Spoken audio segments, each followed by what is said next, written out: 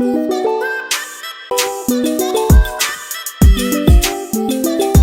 की बात है, एक सुंदर हरे जंगल में फिरोज नाम की एक छोटी लोमड़ी रहती थी।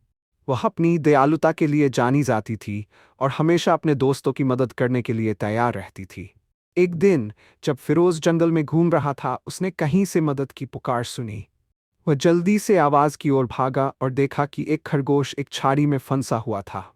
बिना कुछ सोचे फिरोज ने सावधानी से खरगोश को बाहर निकालने में मदद की। धन्यवाद फिरोज, खरगोश बोला। तुम हमेशा बहुत दयालु हो। फिरोज मुस्कुराया और कहा, कोई बात नहीं, हमें हमेशा एक दूसरे की मदद करनी चाहिए। फिरोज ने एक उल्लू को एक पेड़ पर उदास बैठे देखा। क्या हुआ उल्लू? फिरोज ने पूछा। मैं अपना घोंसला खो चुका हूं, उल्लू ने दुखी स्वर में कहा। फिरोज ने बिना किसी झिझक के उल्लू को उसके घोंसले तक पहुंचाने की पेशकश की। वे दोनों जंगल में चलते रहे और फिरोज ये सुनिश्चित करता रहा कि उल्लू सुरक्षित महसूस करे। जब वे घोंसले तक पहुंचे, उल्लू ने राहत की सांस ली और कहा, धन्यवाद फिरोज, तुम्हारा दिल बहुत अच्छा है। उस दिन फिरोज ने एक गिलहरी को देखा जो रास्ता भूल गई थी। मैं अपने घर का रास्ता भूल गई हूं, गिलहरी ने घबराते हुए कहा। फिरोज मुस्कुराया और कहा, चिंता मत करो, मैं तुम्हें सही रास्ता दिखाऊंगा। वे दोनों जंगल की पगडंडी पर चलने लगे। फिरोज रास्ता बताता रहा और गिलहरी उसके साथ सुरक्षित महसूस करने लगी। थोड़ी देर बाद वे गिलहरी के घर पहुंच गए।